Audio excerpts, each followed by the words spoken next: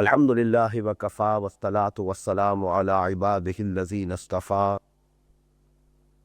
خصوصاً علی افضلہم وخاتم النبیین محمد الامین وعلی آلہ وصحبہ اجمعین اما بعد فقد قال اللہ تبارک وتعالی کما ورد فی سورة آل عمران اعوذ باللہ من الشیطان الرجیم بسم اللہ الرحمن الرحیم وَلَقَدْ صَدَقَكُمُ اللَّهُ وَعْدَهُ إِذْ تَحُسُّونَهُم بِإِذْنِهِ حَتَّى إِذَا فَشِلْتُمْ وَتَنَازَعْتُمْ فِي الْأَمْرِ وَعَصَيْتُمْ مِنْ بَعْدِ مَا أَرَاكُمْ مَا تُحِبُّونَ مِنْكُمْ مَنْ يُرِيدُ الدُّنْيَا وَمِنْكُمْ مَنْ يُرِيدُ الْآخِرَةَ ثُمَّ صَرَفَكُمْ عَنْهُمْ لِيَبْتَلِيَكُمْ وَلَقَدْ عَفَا عَنْكُمْ واللہ ذو فضل علی المؤمنین اذ تسعدون ولا تلبون علی احد والرسول يدعوكم في اخراكم فاصابكم غما بغم لكي لا تحزنوا على ما فاتكم ولا ما اصابكم واللہ خبیر بما تعملون ثم انزل عليكم من بعد الغم امنة نعاسا يغشى طائفة منكم وطائفة قد أهمتهم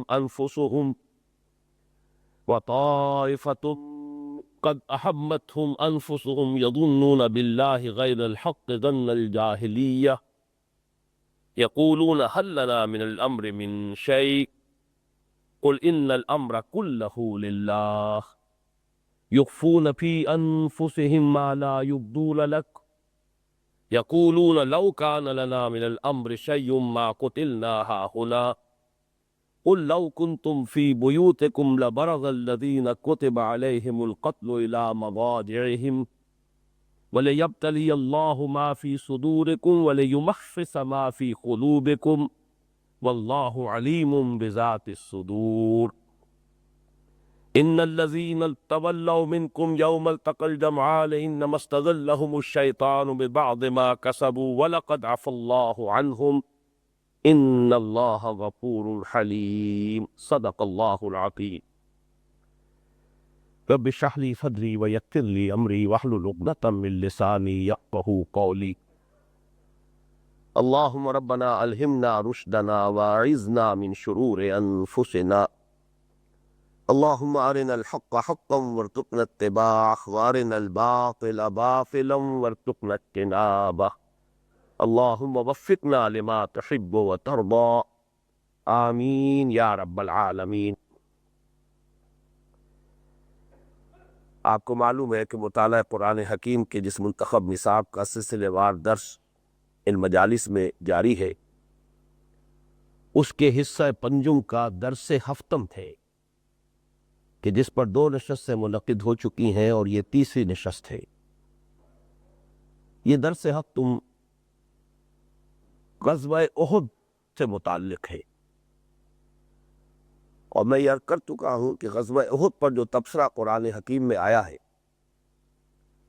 وہ 60 آیات پر مشتمل ہے، 6 رکوع ہے، 13ویں رکوع سے 18ویں رکوع تک سورہ آل عمران کے، جن میں مسلسل تبصرہ ہے ان حالات و واقعات پر جس غزوے کے دوران پیش آئے۔ اس غزوے کی جو خصوصی اہمیت تھی جو میں نے بیان کی تھی پہلے نشست میں، اس کو بھی ذہن میں تازہ کر لیں۔ ایک تو اس پہلو سے یہ بہت اہم ہے کہ یہ ایک اعتبار سے غزوہ بدر کا اینٹی کلائمیکس ہے۔ غزوہ بدر کے بعد مسلمانوں کے حوصلے بہت بلند ہوئے، ان کی دھاک بیٹھ گئی، ان کی ہیبت قائم ہو گئی، پورے آس پاس کے علاقے پر روب جو ہے ان کا چھا گیا۔ لیکن یہ کہ اسی کیفیت میں جیسا کہ میں عرض کر چکا ہوں مزید اضافہ ہوا غزوہ سویق کے ذریعے سے، کہ خفت مٹانے کے لیے غزوہ بدر کے صرف 2 مہینے بعد ابو سفیان نے ایک حملہ کیا، شبخون مارا، لیکن بالکل خائب و خافز، ناکام و نامراد، اور اپنے رسد کو پھینکتے ہوئے اسے جانا پڑا۔ وہ ستو کے بورے جو مسلمانوں کے ہاتھ آئے اسی کی وجہ سے اس کا نام غزوہ سویق ہے۔ اور اس کے بعد پھر یہ ہے کہ جو آخری شکل بن گئی تھی کہ جس کے بعد گویا کہ قریش کو یہ طے کرنا پڑا کہ اب ہمیں اپنی پوری قوت مجتمع کر کے، جسے آپ کہتے ہیں کہ اپنے وجود کے بقا کے لیے بھی آخری جنگ لڑنی، وہ سریہ حضرت زید بن حارثہ رضی اللہ تعالی عنہ جو غزوہ احد سے کل 3 مہینے قبل ہوا ہے، کہ جب قریش نے یہ دیکھ لیا کہ اب ہمارا جو تجارتی راستہ تھا شام کی طرف، جو ہمارے قافلے جس راستے سے جاتے تھے وہ تو اب مخدوش ہو گیا، اس پر تو گویا کہ محمد صلی اللہ علیہ وسلم والذین معہ رضی اللہ تعالی عنہم اجمعین، اب گویا کہ ان کا تسلط ہے، ان کا اختیار ہے۔ تو اب جو انہوں نے کوشش کی کہ اتنا طویل راستہ اختیار کر کے کم سے کم اپنی لائف لائن کو کسی طور سے تو برقرار رکھیں، وہی ان کی معیشت کا پورا ذریعہ تھا۔ اب نجد سے ہو کر اور پھر عراق سے ہو کر شام جانے کے لیے جب انہوں نے اپنا قافلہ بھیجا ہے تو اس کی بھی اطلاع حضور صلی اللہ علیہ وسلم کو برمخت ہو گئی، اور آپ نے حضرت زید بن حارثہ رضی اللہ تعالیٰ عنہ کو بھیجا اور حملہ ہوا، اور وہ اس پورے قافلے کا مال و اسباب تھے وہ مسلمانوں کے ہاتھ آئے۔ تو یہ صورت گویا کہ ایسی ہو گئی کہ اب پوری طرح سے کارنر ہو گئے قریش کی، اب ان کے لیے رابطہ کوئی اور ہے ہی نہیں۔ تو گویا کہ 3 چیزیں جمع ہو گئی تھی اس غزوے کے اسباب میں، ایک تو انتقامی جذبہ، بدر کی شکست کا انتقام، پھر یہ کہ جو پہلے سے بات چلی آ رہی تھی کہ اپنے آبائی دین کی حمیت، آبائی عقائد کی حمیت، تیسری بات یہ کہ اب تو بالکل ہی کارنر ہو گئے کہ اس کے سوا آپ کو چارہ کاری نہیں ہے، کہ ان کا وجود جو ہے اس تک کے لیے اب کوئی اور راستہ نہیں رہ گیا ہے کہ وہ اپنی آخری پوری قوت کے ساتھ جو ہے وہ مسلمانوں پر حملہ کرے۔ چنانچہ 3000 کا لشکر آیا۔ اب اس کے ضمن میں کچھ حصے ہم پڑھ چکے ہیں، ان جو 7 آیات جو ہیں قرآن مجید کی، اس میں سے ہم نے 9 آیات کا مطالعہ جو ہے پچھلی نشست میں کیا ہے، آیت 121 سے 129 تک، لیکن یہ کہ ابھی ہمیں آیت 152 سے 155 تک جن کی میں نے ابھی تلاوت کی ہے، اور مزید 139 سے 148 تک، پھر 165 سے 167 تک، اور پھر ایک آیت 179 نمبر، اس کا مطالعہ کرنا ہے، کیونکہ جیسا کہ میں نے عرض کیا یہ بہت اہم مباحث ہے، اور خاص طور پر اس میں جو فلسفہ ابتلاء و آزمائش بیان ہوا ہے، اللہ تعالیٰ کی طرف سے یہ ابتلاء آزمائش کیوں آتی، اس کی حکمت کیا ہے۔ تو اگر کہ اس 5ویں حصے کا جو پہلا درس تھا جو سورہ عنکبوت کے پہلے رکوع پر مشتمل ہے، اس میں بھی وہ بحث آ گئی تھی، لیکن جتنی شرح و بسط کے ساتھ، جتنی تفصیل کے ساتھ وہ اس سورہ مبارکہ میں، ان آیات مبارکہ میں آئی ہے، واقعہ یہ ہے کہ اس اعتبار سے ہم کہہ سکتے ہیں کہ ضربہ سلام جو ہے قرآن مجید کا، کہ فلسفہ ابتلاء اور فلسفہ آزمائش، یہ امتحان اللہ کی طرف سے کیوں آتا، اس کے لیے یہ مقام سب سے اہم۔ اور یہ بھی نوٹ کر لیجئے کہ تاریخی اعتبار سے کہ غزوہ احد کے بعد وہ جو صورت تھی کہ غزوہ بدر کے بعد مسلمانوں کے حوصلے بہت بلند ہو گئے تھے، کفار کے حوصلے پست ہو گئے تھے، وہ صورتحال جو ہے تبدیل ہو گئی، اس لیے کہ اب 70 صحابہ شہید ہو گئے، ایک عارضی شکستگی ہو گئی، حضور بھی زخمی ہوئے، مجروح ہوئے، آپ پر غشی طاری ہوئی، بہت بڑا چرکا مسلمانوں کو لگا، تو اس سے جو وہ ہیبت قائم ہوئی تھی وہ ختم ہو گئی۔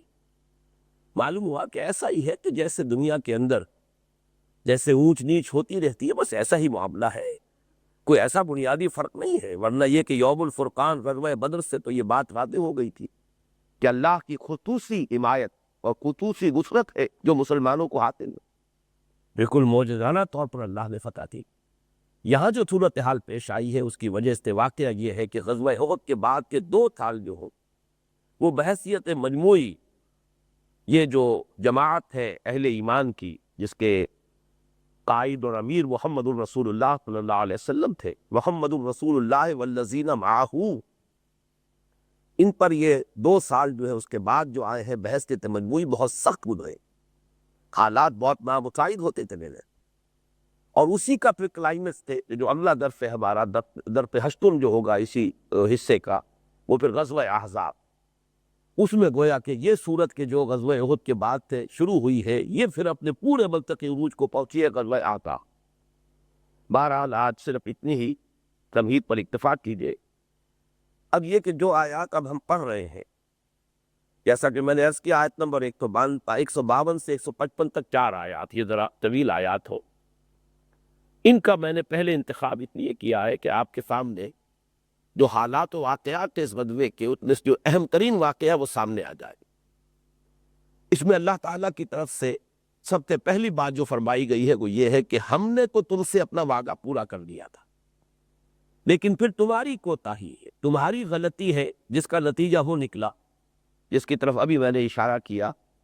کہ فتح شکست میں بدل گئی۔ یہ کہ صورت یہی ہوئی تھی کہ جیسے ہی جنگ شروع ہوئی ہے، سب سے پہلے تو جو علم بردار تھے قریش کے، وہ ایک خاص گھرانہ تھا بنی عبد الدار، جن کے پاس کے قریش کا علم ہوتا تھا، اور اس گھرانے میں سے جتنے لوگ آئے ہوئے تھے ایک ایک کر کے کٹ مرے، اور ان میں سے کوئی بھی مبارزہ طلبی کے لیے میدان میں آیا تو اسے کامیابی حاصل نہیں ہوئی، سب کے سب واطل جہنم ہوئے۔ اس کے بعد جب ایک یوں سمجھیے کہ عام لڑائی شروع ہوئی ہے، تو پہلے ہی حلے میں کفار کے، مشرکین کے، اہل مکہ کے قدم اکھڑ گئے اور مسلمانوں کو فتح حاصل ہو گئی۔ لیکن یہ کہ اس وقت غلطی ہوئی ہے، وہ جو 50 تیر انداز سے جن کو حضرت عبداللہ ابن جبیر رضی اللہ تعالیٰ عنہ کی سرکردگی میں حضور نے جبل العمار اس کے اوپر معین کیا تھا، وہ جو ایک درہ جس سے اندیشہ تھا کہ ہماری پشت پر سے حملہ نہ ہو جائے، وہاں کے لوگوں میں ایک اختلاف رائے پیدا ہوا۔ لوگوں نے کہا فتح ہو گئی ہے، اب تو جو حضور صلی اللہ علیہ وسلم کی تاکید تھی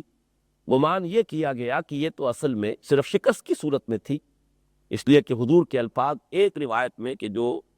بخاری شریف میں موجود ہے یہ ہے کہ اگر تم یہ دیکھو کہ ہم تب کے سب قتل ہو گئے اور ہمارے جسموں کو نوچ نوچ کر پرندے کھا رہے ہیں، تب بھی یہاں سے مت ہٹنا۔ اگرچہ بعض دوسری روایات میں یہ الفاظ بھی موجود ہے کہ آپ نے فتح کی صورت میں بھی روکا تھا کہ چاہے فتح ہو جائے چاہے شکست ہو، تمہیں یہاں سے نہیں ہٹنا۔ لیکن اختلاف رائے یہ ہو گیا کہ اب کوئی ضرورت نہیں، اب تو فتح ہو گئی، معاملہ ختم ہوا۔ تو حضرت عبداللہ ابن جبیر رضی اللہ تعالی عنہ روکتے رہے۔ یہ بہت اہم مسئلہ ہے، کو نوٹ کر لیجئے کہ اصل مسئلہ ہوتا ہے کہ جو بھی لوکل کمانڈر ہے، وہاں جو امیر ہے، وہاں جو سربراہ ہے، اس کا حکم ماننا اسی طرح واجب ہے جس طریقے سے کہ اپنے سب سے بڑے امیر کا۔ جیسے کہ حضور صلی اللہ علیہ وسلم نے فرمایا من اطاعنی اطاع اللہ ومن عصانی عصی اللہ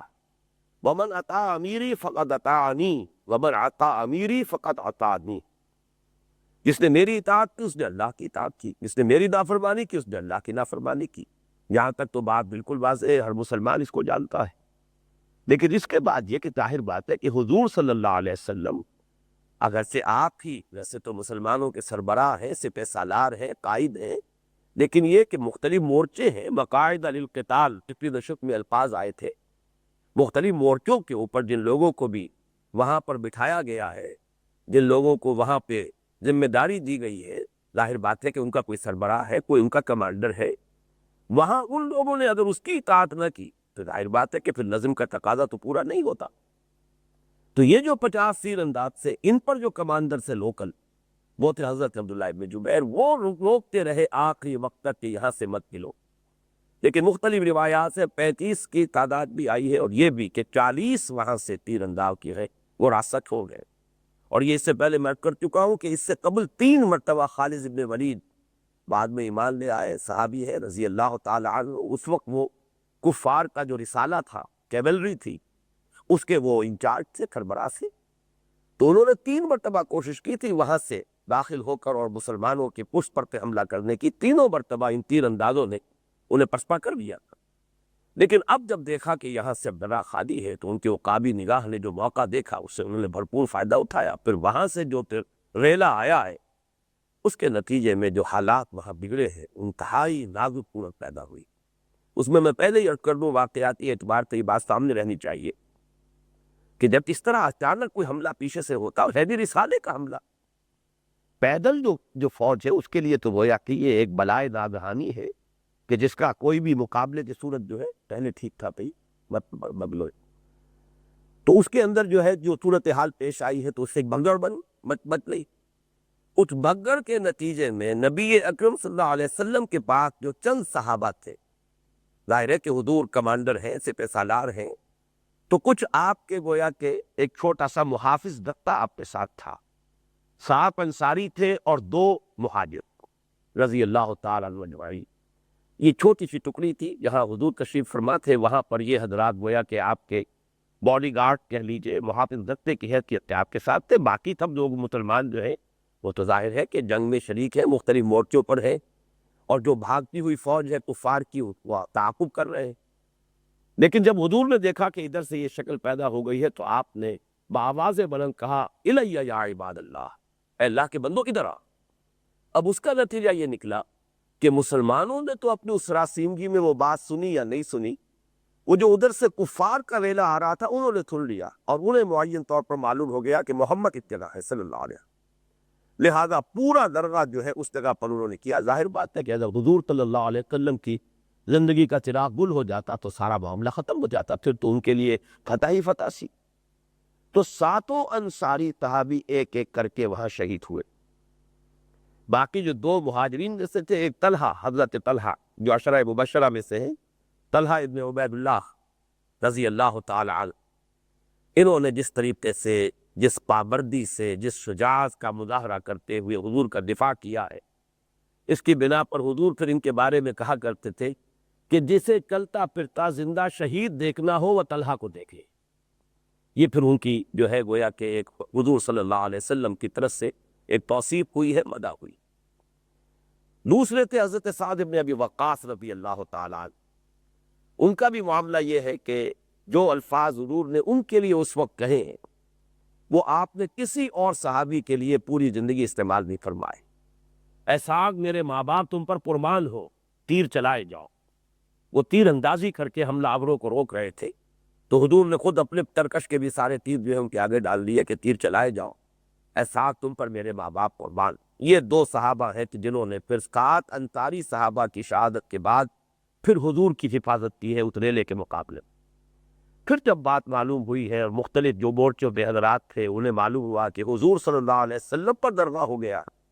تو سب سے پہلے پہنچنے والے جو ہے بعد میں ان میں حضرت ابو بکر ہے رضی اللہ تعالیٰ عنہ۔ اس وقت جو صورت حضور کی ہو چکی تھی کہ آپ کو ایک پتھر جو ہے آ کر لگا تھا بہت دوست ہے، جس سے کہ نچلا دانت آپ کا ٹوٹ گیا تھا، شہید ہو گیا تھا، اور ہونٹ جو ہے وہ بری طرح زخمی تھا۔ اس کے بعد ابن قمیہ کے ایک وار سے،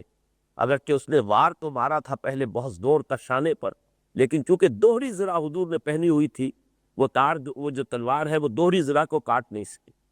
لیکن اس کی ضرب جو تھی وہ اتنی شدید تھی شانے پر حضور کے صلی اللہ علیہ وسلم کہ پورے 1 مہینے تک جو ہے اس کا درد باقی رہا۔ لیکن اس کے بعد اس نے ایک اور جو وار کیا ہے تو وہ سامنے سے یہ جو آنکھ کے اوپر کی ہڈی نکلی ہوئی ہے اس کو اس نے زخمی کیا ہے، اور پود کی 2 کڑیاں جو ہے آپ کے رفتار مبارک کی ہڈی کے اندر گھس گئی اور خون کا فوارہ چھوٹا ہے۔ یہ صورت تھی اس وقت جب کہ حضرت ابو بکر اور حضرت ابو عبیدہ بن الجراح رضی اللہ تعالی عنہما یہ پہنچے۔ تو اب حضرت ابو بکر رضی اللہ تعالی عنہ نے کوشش کی کہ دانت سے پکڑ کر حضور کا جو وہ خود کی کڑی گھسی ہوئی ہے اسے نکالے۔ حضرت ابو عبیدہ نے یہ عرض کیا کہ اے ابو بکر، تمہیں اللہ کی قسم میں دے رہا ہوں مجھے موقع دو اس کا۔ تو انہوں نے دانتوں سے پکڑ کر جو ایک سے نکالی ہے کڑی، تو کڑی بھی نکل گئی لیکن ان کا اپنا ایک دانت بھی شہید ہو گیا۔ پھر دوسری کے لیے حضرت ابو بکر آگے بڑھے کہ میں کوشش کروں، لیکن پھر انہوں نے کہا کہ اللہ کا واسطہ ہے مجھے ہی اس کا موقع دو۔ پھر انہوں نے وہ کڑی دوسری جو ہے کھینچ کر نکالی تو ایک دانت اور پھر ان کا نہیں ہوا۔ یہ حالات تھے، جس کے بعد بہرحال پھر مسلمان آ گئے، لیکن اس کے بعد حضور صلی اللہ علیہ وسلم نے یہی طے کیا کہ پتوائی اختیار کرتے ہوئے پہاڑ کے اوپر آپ چڑھ گئے اور صحابہ کرام بھی چڑھ گئے، تو اس طریقے سے ایک فوری طور پر جو وہ خطرہ تھا بہت شدید وہ ٹل گیا۔ اب ظاہر بات ہے کہ اس وقت 70 صحابہ شہید ہوئے، حضور کے بھی ایک مرتبہ تو خبر اڑ گئی کہ حضور شہید ہو گئے، اور اس کی وجہ سے مسلمانوں کے حوصلے بہت پست ہوئے۔ بعض لوگوں نے تلواریں پھینک دی کہ اب کاہے کے لیے ہمیں جنگ کرنی ہے جب محمد صلی اللہ علیہ وسلم وہی شہید ہو گئے۔ لیکن پھر یہ کہ اسی کیفیت کے اندر پھر تبدیلی آئی ہے۔ پھر لوگوں نے یہ بھی کہا ہے کہ جب حضور نے جس مقصد کے لیے اپنی جان دے دی ہے، اب ان کے بعد زندہ رہنے سے ہمیں کیا حاصل ہوگا، ہمیں بھی اسی مقصد کے لیے اپنی جانیں دے دینی چاہیے۔ پھر صحابہ نے اثر لو قبر ہمت کسی ہے، اور بہرحال اس کے بعد پانسا پلٹا ہے اس حد تک کہ پھر وہ جو ریلا تھا اور وہ جو طوفان آیا تھا اسے انہوں نے تھاما ہے، اور ایک ایسی کیفیت پیدا ہو گئی کہ جس کو آپ آرڈرلی ریٹریٹ کہتے، کہ ایک بڑے ہی نظم کے ساتھ پھر پتوائی اختیار کرتے ہوئے حضور اور صحابہ جو ہے کوہ اس کے اوپر چڑھ گئے ہیں، اور وہ پھر ایک دریا بن گیا ہے۔ اگرچہ اس کے بعد جو ہے یہ اختلاف جیسا کہ میں نے پہلے عرض کیا تھا ہوا ہے، خالد ابن ولید اس پر مسن تھے کہ ہمیں پہاڑ پر چڑھ کر ختم کر دینا چاہیے مسلمانوں کو. اس وقت ان کے حوصلے پست تھے. اس وقت جو ہے ہماری ذرا سی اور کوشش مزید جو ہے وہ گویا کہ ان کے الفاظ میں یہ عرض کر رہا ہوں کہ اس فتنے کو ختم کرنے کا جو ہے یہ بہترین موقع ہے. ذرا سی ہم کوشش اور کریں. لیکن ابو سفیان نے اس وقت روکا ہے کہ نہیں، اس میں رسک جو ہے بہت زیادہ ہے، اس لیے کہ وہ اونچائی پر ہے، وہ پتھراؤ کریں گے، پتھر پھینکیں گے، اسی سے ہمارے جو ہے بہت زیادہ نقصان ہو سکتا ہے. بس ہم نے اپنا بدلہ لے لیا ہے، بدر کا بدلہ ہمیں مل گیا ہے، اور اب ان کے حوصلے جو ہے وہ پست ہو جائیں گے تو جو ہمارے مسائل ہیں وہ حل ہو جائیں گے. اب یہ کہ اگلے سال پھر بدر میں ملاقات ہوگی. تو یہ کہتے ہوئے پھر وہاں سے وہ لشکر پسپا ہو گیا. اب یہ جو کیفیات کوئی ہے عارضی شکست کی، اس کے ضمن میں ان آیات کا مطالعہ کیجئے کہ مسلمانوں کے دلوں میں اگر کوئی ایک شکوہ سا پیدا ہوا، ظاہر بات ہے کہ تمام مسلمان ایک سطح کے نہیں سے. خدا پن انگوٹ یکساں نہ کر، نہ ہر زن زنستو نہ ہر مرد مرد. سب لوگوں کا ایمان تو حضرت ابوبکر والا نہیں تھا رضی اللہ تعالیٰ عنہ. درجات تھے، ان کے مراتب ہیں، ان میں ضعفاء بھی تھے. یہ ہم پڑھ چکے ہیں پچھلی نشست میں کہ 2 گروہ اور بھی تھے. 300 تو وہ منافقین تھے جو عبداللہ ابن ابی کے ساتھ واپس چلے گئے تھے. 2 اور گروہ بھی تھے. اذ ہمت طائفتان منکم ان تفشلا، ان کے دنوں میں بھی اس حد تک ارادہ پیدا ہو گیا تھا کہ وہ بھی واپس ہو جائے. تو بہرحال اس سے آگے اس کے آس پاس سے اور بہت سی کیفیات کے لوگ موجود تھے. تو کوئی شکوہ، کوئی شکایت، ایک عجیب سی کیفیت کی ہو کیا گیا، بدر میں کیا ہوا تھا، یہاں کیا ہو گیا، کیا اللہ کی مدد و نصرت جو ہے اس کا وعدہ صحیح نہیں نکلا، کیا اللہ نے اپنا وعدہ پورا نہیں کیا. بہرحال یہ جو مختلف قسم کی کیفیات ذہنی اور نفسیاتی پیدا ہوئی ہے، یہ اس پس منظر نے ان آیات کا مطالعہ کیجیے. فرمایا وَلَقَدْ صَدَقَكُمُ اللَّهُ وَعْدَهُ، اور دیکھو مسلمانوں، اللہ نے تو تم سے اپنا وعدہ پورا کر دیا تھا، سچا کر دیا. ان الفاظ کے حوالے سے خاص طور پر میں نوٹ کرا رہا ہوں کہ پچھلے نشست میں جو ایک بحث تھی کہ یہ جو ان آیات مبارکہ میں تذکرہ ہوا تھا آیت نمبر 124 سے 127 تک کہ اللہ تعالیٰ نے وعدہ کیا تھا کہ 3000 فرشتوں کے ذریعے سے تمہاری مدد کروں گا. تو وہ وعدہ جو ہے اس میں بحث تھی کہ آیا وہ احد کا واقعہ یا بدر کا. میرے نزدیک یہ جو الفاظ ہیں وَلَقَدْ صَدَقَكُمُ اللَّهُ وَعْدَهُ، اللہ نے تم سے اپنا وعدہ پورا کر دیا. اس سے ثابت ہوتا ہے کہ وہ پوری خوشخبری جو تھی 3000 فرشتوں کی مدد کی، وہ در حقیقت کون سی سے متعلق وہی وعدہ ہے جو اللہ تعالیٰ نے کیا تھا کہ اے مسلمانوں، ہمارا وعدہ ہے کہ اگر یہ 3000 آ گئے تمہارے سامنے کفار مکہ، تو 3000 فرشتے جو ہے وہ ہم تمہاری مدد کے لیے بھیجتے ہیں. وَلَقَدْ صَدَقَكُمُ اللَّهُ وَعْدَهُ إِذْ تَحُطُّونَهُم بِإِذْنِهِ، اللہ نے تو تم سے اپنا وعدہ سچا کر لیا تھا جبکہ تم انہیں تہہ تیغ کر رہے تھے اللہ کے اذن کے. حتیٰ یحطو کا لفظ آتا ہے کسی کو جیسے گاجر مولی کی طرح کاٹا جاتا ہے، اس طریقے سے تہہ تیغ کرنا. تم تہہ تیز کرنا تھا، جیسا کہ میں نے عرض کیا پہلے حملے کے بعد ہی جس طریقے سے ایک تو یہ کہ پورا گھرانہ جو ہے ان کا جو علمبردار گھرانہ تھا قریش کا، اس کا صفایا ہوا، اور اس کے بعد یہ کہ پہلی ہی مٹھ بھیڑ کے بعد ان کے قدم اکھڑ گئے. بِإِذْنِ ہی اللہ تعالیٰ کی اجازت سے، اللہ کے حکم سے، اللہ کی توفیق سے، اللہ کی نصرت سے، یہ تارے مقوم اس میں شامل تھا. اب آئے وہ الفاظ حتیٰ اذا فشلتم، یہاں تک کہ جب تم ڈھیلے پڑے، وَتَنَازَعْتُمْ فِي الْأَمْرِ، اور تم نے معاملے کے اندر کھینچ تان کی. تنازع کہتے، نزع کہتے کھینچنا، تنازع باب تفاعل ہے. آپ اپنی طرف کھینچ رہے ہیں اور کوئی اور جو ہے وہ دوسری طرف کھینچ رہا ہے. یہ رائے کے اندر جب اختلاف ہو جاتا ہے، یوں نہیں یوں نہیں، ایسے نہیں ایسے، یہ تنازع. وَتَنَازَعْتُمْ فِي الْأَمْرِ، اور معاملے میں تم نے کھینچ تان سے کام دیا، تم نے اختلاف رائے پیدا کیا. وَعَصَيْتُم مِّن بَعْدِ مَا أَرَاكُم مَّا تُحِبُّونَ، اور تم نے نافرمانی کی اس کے بعد کہ تمہیں وہ چیز دکھا دی اللہ نے جو تمہیں پسند ہے، جس سے تمہیں محبت ہے. ایک تو میں چاہتا ہوں کہ ان الفاظ کے لیے پہلے اس سے ہم جو پڑھ چکے ہیں، جو ہمارا درس ششم تھا غزوہ بدر سے متعلق،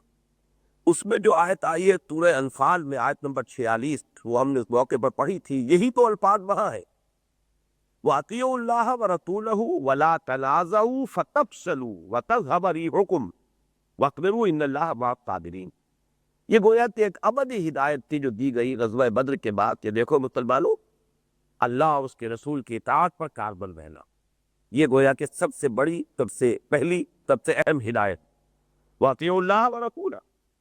وَلَا تَنَازَعُوا، اور جھگڑا نہ کرنا، آپس میں اختلافات نہ کرنا، کھیت ٹانگنے نہ لگ جانا، فتفشلوا تو تم ڈھیلے پڑ جاؤ گے۔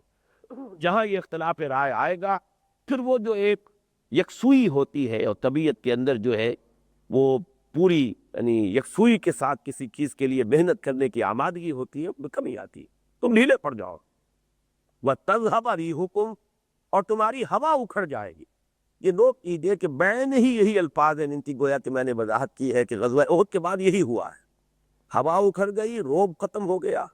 دھاک جو بیٹھ گئی تھی کا خاتمہ ہو گیا، کفار کے حوصلے بلند ہو گئے، مسلمانوں کے حوصلے پست ہو گئے۔ تو گویا کہ 1 سال پہلے یہ غزوہ بدر جو ہوا ہے، اس کے 1 سال بعد غزوہ احد ہو رہا ہے۔ غزوہ بدر کے فوراً بعد سورہ انفال نازل ہوئی ہے، تو گویا کہ 1 سال پہلے یہ وارننگ پیشگی قرآن مجید میں آ چکی تھی، وَأَطِیعُوا اللَّهَ وَرَسُولَهُ وَلَا تَنَازَعُوا فَتَفْشَلُوا وَتَذْهَبَ رِيحُكُمْ وَاصْبِرُوا۔ اور دیکھو صبر سے کام لینا، ان اللہ مع الصابرین، یقیناً اللہ کی مدد جو ہے وہ صبر کرنے والوں کے ساتھ ہے، اللہ صبر کرنے والوں کے ساتھ۔ تو یہاں وہی الفاظ آ رہے ہیں، حتی اذا فشلتم۔ اب یہ ہے در حقیقت کہ الزام تمہارے اپنے اوپر آ رہا ہے، تم ہمیں دوش نہیں دے سکتے، ہم سے شکایت نہیں کر سکتے، ہم نے اپنے وعدہ پورا کر دیا تھا۔ وَلَقَدْ صَدَقَكُمُ اللَّهُ وَعْدَهُ إِذْ تَحُطُّونَهُمْ بِإِذْنِهِ حَتَّىٰ إِذَا فَشِلْتُمْ، ترجمہ کر چکا ہوں، فشل کہتے ہیں ڈھیلا پڑ جانا، اور یہاں اصل میں ڈھیلا پڑ جانا نظم کا ڈھیلا ہو جانا۔ ابھی اور کسی اعتبار کے ڈھیل پیدا نہیں ہوئی تھی، ڈسپلن میں ڈھیل پیدا ہوئی۔ ان 50 تیر اندازوں پر جو لوکل کمانڈر سے، ان کا تو انہوں نے بہرحال اس میں کسی شک و شبے کی گنجائش ہی نہیں ہے کہ ان کی حکم عدولی کی، ان کا حکم نہیں مانا، ان کی نافرمانی کی، اور یہ گویا کہ حضور کے اس فرمان کے مطابق خود حضور کی نافرمانی۔ من اطاع امیری فقد اطاعنی، جس نے میرے نامزد کردہ اور معین کردہ امیر کی اطاعت کی اس نے میری اطاعت کی۔ ومن عصا امیری فقد عصانی، جس نے میرے معین کردہ امیر کی نافرمانی کی اس نے میری نافرمانی کی۔ لیکن بہرحال میں اس بات وچار کروں گا، اس میں ایک 2 رائے ہیں جو اس آیہ مبارکہ کے تفسیر کے ضمن میں سامنے آتی۔ حتی اذا فشلتم وتنازعتم فی الامر، یہاں تک کہ جب تم ڈھیلے پڑے، معاملے کے اندر تم نے کھینچتان سے کام لیا، اختلاف کیا، وعصیتم، اور تم نے نافرمانی کی، من بعد ما اراکم ما تحبون، اس کے بعد کہ جو تمہیں دکھا دی وہ شے جو تمہیں پسند ہے۔ اب ما تحبون کا مفہوم کیا ہے؟ عام طور پر لوگوں نے سمجھا ہے کہ اس سے مراد مال غنیمت ہے، لیکن یہ کہ میں اس سے شدت کے ساتھ اختلاف کرتا ہوں کہ مال غنیمت کے ضمن میں غزوہ بدر کے بعد ایک قانون جو ہے آ چکا تھا۔ سورہ انفال کی جو پہلی آیت جو ہے وہ اسی سے متعلق ہے،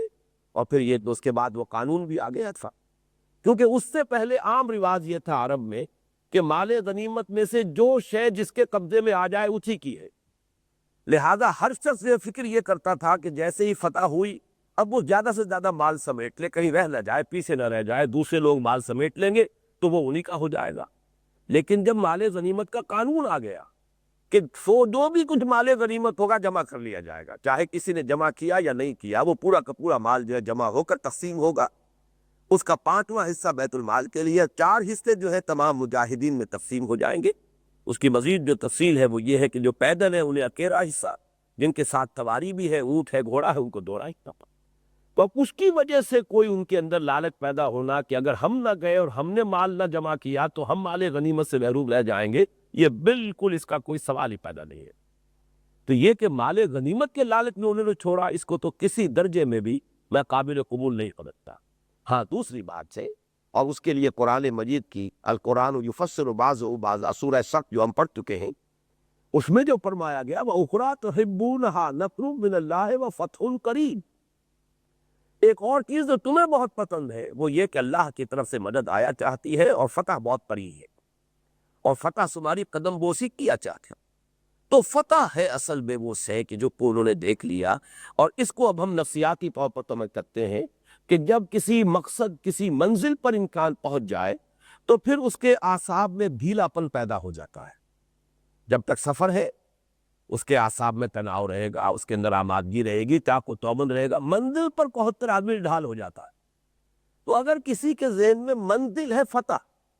تو اس کا لازمی رد عمل یہ ہوگا کہ جب فتح دیکھ لی تو ڈھیلے پڑ جائیں۔ اب وہ نہیں ہے جس کو کہ آپ جو آرمی کی ڈرل ہوتی ہے اٹینشن، اس اٹینشن کے اندر جو اعصاب کا تناؤ آتا ہے، اور اس کے بعد اسٹینڈرڈ ایز، اب آپ کھڑے ہو جائیے آرام سے، ڈھیلے ہیں آپ کے اعصاب جو ہے ان میں وہ تناؤ نہیں ہے۔ تو یہ فصل جو ہے در حقیقت یہ اس لفظ کی صحیح ترین تعبیر کہ تم نے اصل منزل سمجھا ہوا تھا فتح کو، تمہیں محبوب تھی فتح، وہ فتح آ گئی تم ڈھیلے پڑ گئے، اور پھر اس کے بعد تمہارے اندر جب وہ ڈھیل پیدا ہوئی ہے، تنازع اس کا نتیجہ ہے۔ اصل میں سورہ انفال کی آیت میں اور اس میں فرق یہی ہے، وہاں تنازع پہلے آیا ہے اور اس کے بعد فصل آیا ہے، وَأَطِیعُوا اللَّهَ وَرَسُولَهُ وَلَا تَنَازَعُوا فَتَفْشَلُوا۔ دیکھو اختلافات میں نہ پڑ جانا تو تم ڈھیلے ہو جاؤ گے، یہاں معاملہ اس کے برعکس تھے، حَتَّىٰ إِذَا فَشِلْتُمْ وَتَنَازَعْتُمْ فِي الْأَمْرِ وَعَصَيْتُمْ مِنْ بَعْدِ مَا أَرَاكُمْ مَا تُحِبُّونَ۔ تو اصل میں تو ما تحبون کی جو تفسیر ہے وہ تو یہی ہے کہ فتح دیکھنے کے بعد تم ڈھیلے پڑے اور تم نے اختلاف رائے کیا، نظم کی خلاف ورزی کی اور نافرمانی کی۔ نافرمانی کس کی؟ ایک کی تو بہرحال معین ہے، متفق علیہ ہے، اس میں کوئی شک ہی نہیں کہ لوکل کمانڈر کی نافرمانی، اور اس حدیث کی روح سے یہ بھی گویا کہ بالواسطہ حضور ہی کی نافرمانی ہے۔ لیکن یہ کہ یہ میں تعویل اس لیے کر رہا ہوں کہ اگر تو انہوں نے یہ تعویل کر لی تھی کہ حضور کا حکم جو ہے وہ تو صرف شکست کی صورت میں تھا، تو گویا کہ اب ارادی طور پر وہ حضور کے حکم کی نافرمانی نہیں کر رہے۔ یہ میں سمجھتا ہوں کہ ایک حسن ظن ہے جو ہمیں ہونا چاہیے صحابہ کرام کے ساتھ رضوان اللہ تعالیٰ علیہ مجمعین، اس لیے کہ اب جو رہ گئے تھے ان میں سے کسی کے بارے میں ہم یہ گمان نہیں کر سکتے کہ وہ منافق تھے، وہ تو ایک بڑی تعداد کے اندر وہ جا کے چھانٹی پہلے ہی ہو چکی تھی، وہ 300 تو نکل کر جا چکے تھے، یہ مومنین صادقین تھے۔ اس اعتبار سے جس پابندی سے 3 مرتبہ انہوں نے خالد ابن ولید کے حملے کو جو ہے پتپا کیا ہے اور ان کا بو بوڑا ہے، تو وہ ان کے اس ایمان کی صداقت میں کسی شک و شبہے کی گنجائش نہیں، اور کوئی بھی مومن جان بوجھ کر حضور کے حکم کی خلاف ورزی نہیں کر سکتا۔ ہم اپنے اوپر قیاس نہ کریں، ہمارا تو ایمان جو ہے محض ایک معوثی عقیدہ ہے، حقیقی ایمان ہو کسی کے اندر اور پھر وہ جان بوجھ کر حضور کے حکم کی خلاف ورزی کرے، یہ ناقابل قیاس۔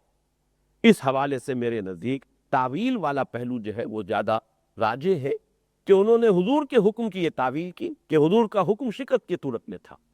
البتہ یہ چارج شیٹ جو ہے ان پر ان کے خلاف برقرار رہتی ہے کہ لوکل کمانڈر کے حکم عدولی کی ہے، اور یہ بھی گویا کہ بالواسطہ حضور صلی اللہ علیہ وسلم ہی کی نافرمانی۔ فرمایا منکم من یرید الدنیا و منکم من یرید الآخرہ، تم میں وہ بھی ہے کہ جو دنیا کے طالب ہے اور وہ بھی ہے کہ جو آخرت کے طالب ہے۔ یہاں بھی دنیا کے مفہوم کو بعض حضرات نے مال دولت اس سے تعبیر کیا ہے، میرے نزدیک پھر اختلاف کر رہا ہوں کہ دنیا سے مراد دنیاوی فتح ہے، اور یہ بات ہمارے لیے بہت اہم ہے۔ جو لوگ بھی دین کی خدمت میں لگے ہوئے ہوں، اقامت دین کی جد و جہد کے لیے جنہوں نے اپنے آپ کو وقف کیا، وہ نوٹ کر لیں، کبھی بھی دنیاوی کامیابی کو اپنا مطلوب و مقصود جو ہے نہ سمجھے، اس لیے کہ اسی سے اصل میں انسان کے پوری نفسیاتی جو کیفیت ہے اس میں وہ فساد پیدا ہوتا ہے کہ اگر وہ مقصود و مطلوب ہے تو اگر وہ سیدھے راستے سے مقصد حاصل نہیں ہو رہا تو کسی ٹیڑھے راستے سے، اگر تیرھی انگلیوں گھی نہیں نکل رہا ہے تو ٹیڑھی انگلیوں سے گھی نکالا جائے۔ یہ سارا فساد جو بہت کی تحریکوں کا جو حشر ہوا ہے اس کا اصل سبب یہی کہ اپنے سامنے نقب العین کے اعتبار سے، اصل مقصود و مطلوب کے اعتبار سے، سوائے آخرت اور فکر اللہ کی رضا اور آخرت کی فلاح اور کامیابی، یہ اس اعتبار سے دنیا میں بھی کامیابی مقصود نہ ہے۔ اس کو میں نے بار عرض کیا ہے کہ ہندو فلسفی میں بھی ان کے ہاں چونکہ سلوک جو ہے 3 معین ہے۔ ایک سلوک ان کے ہاں جسے مارگ کہتے ہیں، وہ جنان مارگ ہے، ایک معرفت کے راستے سے خدا تک پہنچنا، غور فکر معرفت فلسفہ حکمت۔ ایک ہے کہ جس کو وہ کہتے ہیں بھکتی مارگ، یعنی نیکی عبادت دوہد، اس کے ذریعے سے خدا تک قرب حاصل کرنا، تقرب اللہ، جو حدیث میں آیا ہے بالنوافل اور بالفرائض۔ یہ سمجھیے کہ ہندو فلسفے میں وہی تقرب اللہ کے یہ 3 راستے بیان ہیں۔ ایک وہ ہے جسے وہ کرم مارگ کہتے ہیں، کچھ لوگ ہوتے ہیں ایکشن اورینٹڈ، ان کے مزاج میں بھاگ دوڑ ہے، وہ نہ تو علم اور حکمت اور معرفت سے انہیں کوئی مناسبت ہوتی ہے اور نہ ہی وہ بھکتی جو ہے۔ وہ حافظ نے بھی تو کہا ہے کہ دراز و دور دیدم رہو رسم پارتائی، سنما رہے قلندر صدر بمن بھائی۔ اے میرے محبوب، اے اللہ میرے لیے تو کوئی اور راستہ تجویز فرما، یہ نیکی کا، پارسائی کا، تقوی کا، زہد کا، یہ راستہ تو مجھے بڑا لمبا محسوس ہوتا ہے، مجھے تو کوئی شارٹ کٹ جو ہے اپنے تک پہنچنے کا کوئی شارٹ کٹ مجھے عطا فرما۔ تو یہ ایک مزاج ہوتا ہے۔ تو ان لوگوں کا مزاج یہ تھا کہ ایکشن اور بھاگ دوڑ، اس بھاگ دوڑ کے ضمن میں ہندو فلسفے میں یہ ہے کہ اس بھاگ دوڑ کی صلاحیت اور مزاج رکھنے والے لوگوں کو ایک بات جو ہے اپنے سامنے رکھنی چاہیے، کامیابی اور ناکامی کا کوئی تاثر ان کے اعصاب پر نہ ہو۔ اگر کامیابی سے خوشی ہوئی، ناکامی سے افسوس ہوا، تو معلوم ہوا کہ وہ صحیح سلوک پر نہیں چل رہے۔ کرم مار کی شرط ہے یہ کہ آپ کامیابی اور ناکامی سے بالکل ذہناً فارغ ہو جائیں۔ آپ تو کام کر رہے ہیں ایک فرض جانتے ہوئے، اپنے فرض کی ادائیگی کے لیے۔ جذبہ محرکہ صرف یہ ہو کہ میں اپنے فرض کی ادائیگی کر رہا ہوں، مجھے اس سے کوئی غرض نہیں کہ کامیابی ہو رہی ہے یا ناکامی ہے، کوئی نتیجہ نکل رہا یا نہیں نکل رہا۔ میں سمجھتا ہوں کہ یہ بات بڑی گہری ہے اور بہت صحیح ہے، اور جیسے کہ حضور نے فرمایا ہے کہ الحکمت ضالۃ المومن هو احق بها حیث وجدها، حکمت جو ہے، دانائی، وہ تو مومن کے گمشدہ متاع کے مانند ہے، جہاں بھی ملے وہ اس کا زیادہ حقدار ہے۔ تو یہ چیزیں حکمت کی، دانائی کی کہیں اور اگر ملتی ہیں تو وہ بھی ہمیں لینی چاہیے، اور یہاں پر اس کا ثبوت موجود ہے۔ وَأُخْرَىٰ تُحِبُّونَهَا، اور میں آپ کو سب بتا چکا ہوں، امام راضی نے لکھا ہے کہ یہ اصل میں مذمت کے لیے الفاظ آئے، یہ مذموم شے ہے۔ اگر تم فتح سے محبت رکھو گے تو در حقیقت اسی سے تمہاری سوچ میں، تمہارے عمل میں کہیں نہ کوئی کجی آ جائے۔ تو وہ ہے جو یہاں فرمایا منکم من یرید الدنیا و منکم من یرید الآخرہ، تم میں وہ بھی ہیں جو حقیقتاً آخرت سیکھے تعلیم، انہیں اس دنیا کی کامیابی ناکامی سے وہ بحث نہیں، وہ تو کر رہے ہیں اللہ تعالیٰ کے حکم کی جو تعمیل ہے اس کے لیے۔ اور کچھ وہ بھی ہے جو دنیا کو سامنے رکھتے ہیں۔ اب دنیا کا سامنے رکھنا دونوں طرح کا ہو سکتا ہے، دنیا کا مال و متاع، دنیا کی شہرت، دنیا کا اقتدار، دنیا کی وجاہت۔ یہ ہم صحابہ کرام کے لیے ان چیزوں کا کوئی شک اپنے دل میں نہیں لا سکتے، تو گویا کہ اصل میں دنیاوی فتح اور کامیابی۔ ثم صرفکم عنہم لیبتلیکم، پھر اللہ نے تمہارا رخ پھیر دیا ان کی طرف سے تاکہ تمہیں آزمائے۔ بڑے پیارے الفاظ ہیں۔ دیکھیے، ایسا جیسے کہ تصویر لفظی جس کو ہم کہتے ہیں،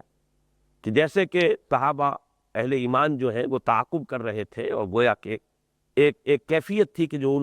نقشہ اس کا ہمارے سامنے آ جاتا ہے، پھر جیسے کسی غیر مرئی ہاتھ نے صحابہ کا رخ موڑ دیا، اور یہ جو صحابہ کا رخ موڑ دیا گیا ہے، اب پانسا پلٹ گیا دل، گویا کہ اللہ نے خود کیا۔ ثم صرفکم، اللہ نے تمہیں پھیر دیا ہے، عنہم، ان سے، لیبتلیکم، اور اس کی غرض و غایت کیا ہے؟ تاکہ تمہیں جانچے، آزمائے۔ یہ ابتلا کا لفظ یہاں آ گیا۔ یہ لفظ جو ہے یہ 3 شکلوں میں آتا ہے قرآن مجید میں۔ صلاۃ مجرد میں بھی آتا ہے، بلا یبلو لیبلوکم ایکم احسن عملا، خلق الموت والحیات لیبلوکم ایکم احسن عملا۔ پھر یہ باب افعال سے بھی آتا ہے، ابلا یبلی ابلال، اور وہاں اس میں خاص مفہوم ہو جاتا ہے کسی کے اندر جو چھپا ہوا خیر ہے، جو کی صلاحیت مضمر ہے، انہیں اجاگر کرنے کے لیے جب آزمائش آتی ہے، آزمائش نہیں آئے گی تو کیسے معلوم ہوگا ہود گو؟ تو در حقیقت وہاں صرف جانچنا نہیں بلکہ پیش نظر ہوتا ہے کسی کی خوبی کو نمایاں کرنا۔ اور تیسرا پھر یہ ہے ابتلا، باب ابتعال سے، تو یہ ہے لیبتلیکم، تاکہ تمہیں آزمائے، جانچے، پرکھے، ابتلا۔ وَلَقَدْ عَفَا عَنْكُمْ، یہ الفاظ جو ہے، یہ لفظ جو ہے 2 مرتبہ اس رکوع میں آئے گا، اسے نوٹ کر لیجئے، اور اللہ تمہیں معاف کر چکا ہے۔ یہ جو ہے صحابہ کرام کی دل جوئی، اور چونکہ وہ صادق الایمان لوگ تھے، خطا ہوئی ہے، غلطی ہو گئی ہے، غلطی اور خطا جو ہے یہ تو بھول ہے، نسیان ہے، خطا ہے، غلطی ہے۔ کل بنی آدم خطاؤون وخیر الخطائین التوابون، ایمان کے ساتھ بھی خطا ہو سکتی ہے، لیکن یہ کہ صاحب ایمان تھے۔ وَلَقَدْ عَفَا عَنْكُمْ، اللہ تمہیں معاف فرما چکا ہے۔ یہ تو تمہیں بتایا جا رہا ہے کہ یہ شکوہ دل میں پیدا نہ ہونے دینا کہ اللہ تعالیٰ نے اپنا وعدہ پورا نہیں کیا۔ یہ بات اس لیے بتائی جا رہی ہے، اور یہ حقیقت تم پر اس لیے کھولی جا رہی ہے کہ آئندہ کے لیے تم چوکنے رہو، اور جو بھی تمہاری خامی تمہارے سامنے آ گئی ہے اس کی اصلاح کی کوشش کرو، ورنہ یہ کہ اللہ تعالیٰ تمہیں ملامت نہیں کر رہا۔ وَلَقَدْ عَفَا عَنْكُمْ، یہ بات ساری ملامت کے لیے نہیں ہو رہی ہے بلکہ حقیقت کی وضاحت کے لیے ہو رہی ہے، آئندہ کے فائدے کے لیے ہو رہی ہے۔ وہ تمہیں معاف کر چکا ہے، لقد عفا کر چکا ہے، وَلَقَدْ عَفَا عَنْكُمْ، وہ تمہیں معاف فرما چکا ہے۔ وَاللَّهُ ذُو فَضْلٍ عَلَى الْعَالَمِ عَلَى الْمُؤْمِنِينَ، اور اللہ تو اہل ایمان پر بہت بڑے فضل والا ہے۔ إِذْ تُصْعِدُونَ وَلَا تَلْوُونَ عَلَىٰ أَحَدٍ، جبکہ تم چڑھے جا رہے تھے، یا یہ کہ مولانا اصلاحی صاحب نے لکھا ہے کہ ایک محاورہ بھی ہے کہ کوئی شخص جو ہے بکتر جب گویا کہ سر اٹھا کے دوڑا جا رہا ہو اس کے لیے یہ لفظ بولا جاتا ہے، جبکہ تم سر اٹھائے بھاگے جا رہے تھے یا چڑھ رہے تھے پہاڑ کے اوپر، استصعدون ولا تلوون علی احد، اور پیچھے مڑ کر کسی کو نہیں دیکھ رہے تھے۔ ظاہر بات ہے جب بھگدڑ بن جاتی ہے اور اس طرح کی سراتیندگی کی کیفیت ہوتی ہے تو پھر کسی کو کسی کا احتیاط خیال نہیں رہتا۔ والرسول یدعوکم فی اخراکم، اور رسول تمہیں پکار رہے تھے تمہارے پیچھے سے، یعنی جب یہ صورت ہوئی ہے جیسا کہ میں عرض کر چکا ہوں، حضور نے فرمایا میری طرف ادھر آؤ، کہاں جا رہے ہو ادھر آؤ، اور یہی اصل میں سبب بن گیا کہ پھر کفار نے پورا نرغہ جو ہے اپنا پورا دباؤ جو ہے حضور صلی اللہ علیہ وسلم ہی کی طرف جو ہے کر دیا۔ فَأَصَابَكُمْ غَمًّا بِغَمٍّ لِكَيْ لَا تَحْزَنُوا عَلَىٰ مَا فَاتَكُمْ وَلَا مَا أَصَابَكُمْ، تو اللہ نے تم پر غم بھیجا، یا غم کے عوض غم بھیجا، یا غم کے ساتھ لگا ہوا غم بھیجا، یہ میں بھی وضاحت کروں گا کہ تین آرا ہے یہاں پر۔ اللہ نے تم پر پے بپے غموں کی بارش کر لی، یا اللہ نے تمہیں ایک غم کے عوض میں دوسرا غم دے دیا، یہ اصل میں، یا ایک غم کی سزا میں دوسرا غم دے دیا، یہ مختلف تعبیرات ہیں کہ حضور صلی اللہ علیہ وسلم نے جب پکارا اور مسلمانوں نے پلٹ کر نہیں دیکھا تو اس سے حضور صلی اللہ علیہ وسلم کو ایک غم ہوا ہے، ایک رائے یہ ہے تھی، اس الفاظ کی تعبیر یہ، اس کے بدلے میں اللہ تعالیٰ نے پھر مسلمانوں کو یہ غم پہنچایا ہے جس کا تذکرہ ہو رہا ہے، جو بھی چرکا لگا اور جو بھی نقصانات ہوئے اور جو بھی انہیں پے بپے غم آئے، کیونکہ غمم بے غم، یہاں با جو ہے اگر مبادلے کے لیے ہو کہ غم کے بدلے میں غم آیا، ایک غم رسول کو ہوا صلی اللہ علیہ وسلم، تو اس کے نتیجے میں مسلمانوں یہ غم تمہیں اللہ تعالیٰ نے پہنچایا۔ ایک یہ کہ غم کے بعد غم، پے بپے غم آئے، اور یہ اس لیے آئے لِكَيْ لَا تَحْزَنُوا عَلَىٰ مَا فَاتَكُمْ وَلَا أَصَابَكُمْ وَلَا مَا أَصَابَكُمْ، تاکہ تمہارے اندر برداشت پیدا ہو جائے، تمہارے اندر جو ہے وہ ایسی کیفیت نہ ہو جیسی کہ غزوہ بدر کے بعد سے تم نے سمجھا ہے کہ بس سارا کا سارا معاملہ سہل ہی سہل ہے، ہمارے لیے کوئی آزمائش کا مرحلہ شاید آ ہی نہیں سکتا، ہر وقت اللہ کی مدد اسی طرح جو ہے دستگیری فرمائے گی، چاہے ہم کوئی خطا بھی کریں، ہم غلطی بھی کریں، لیکن یہ کہ ہوگا، اس میں تمہارے اوپر بھی سختیاں آئیں گی، امتحانات بھی آئیں گی، آزمائشیں بھی آئیں گی، جیسا کہ ہمیں معلوم ہے کہ یورپ اور امریکہ سے لوگ آتے ہیں تو چونکہ ان کے ہاں ریزسٹنس نہیں ہوتی، وہ جراثیم وغیرہ ہمارے ہاں چونکہ عام ہے لہذا ہمیں وہ تکلیف نہیں پہنچاتے، لیکن ان کے لیے وہ بہت تکلیف دہ ہو جاتے ہیں، انہیں کہیں ڈیسینٹری ہو گئی تو گویا کہ موت کے قریب پہنچ جائے، انہیں ملیریا ہو گیا تو وہ موت کے منہ سے بمشکل بچیں گے، اس لیے کہ ہمارے لیے تو یہ کہ یہ روز کا معاملہ ہے۔ تو اس اعتبار سے وہ جو کہتے ہیں کہ رنج سے خوگر ہوا انسان تو مٹ جاتا ہے رنج، مشکلیں اتنی پڑی مجھ پر کہ آتا ہوں، اسی کو کہتے ہیں سرد و گرم تشیدہ، کہ ایسا نہ ہو کہ نرمی ہی نرمی ہو، آسانی ہی آسانی ہو، ہر وقت جو ہے اللہ کی مدد جو ہے گویا کہ ہر وقت تمہارے شامل حال رہے اور کبھی کوئی سختی آئے ہی نہ، تو ایسا نہیں، بلکہ اللہ نے چاہا کہ تمہارے اندر برداشت، حوصلہ، اور یہ کہ ان غموں کو برداشت کرنے کی تمہارے اندر ہمت پیدا ہو۔ فَأَصَابَكُمْ غَمًّا بِغَمٍّ، اور ایک رائے یہ ہے کہ جب صحابہ کے اندر یہ خبر اڑ گئی، یہ افواہ اڑ گئی کہ حضور صلی اللہ علیہ وسلم شہید ہو گئے،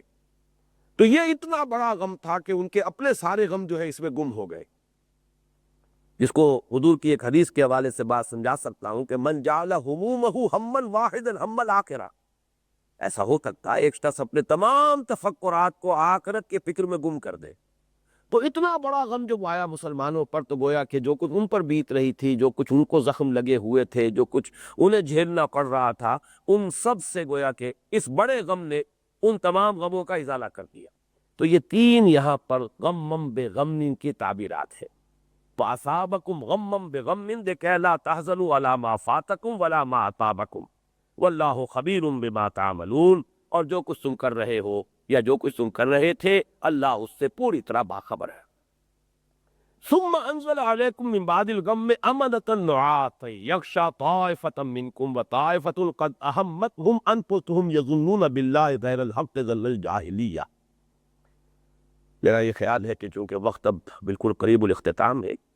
تو اب اس آیت پر گفتگو ہم اگلی نشستی میں کریں گے۔ بارک اللہ لی ولکم فی القرآن العظیم ونفعنی وإیاکم بالآیات والذکر الحکیم۔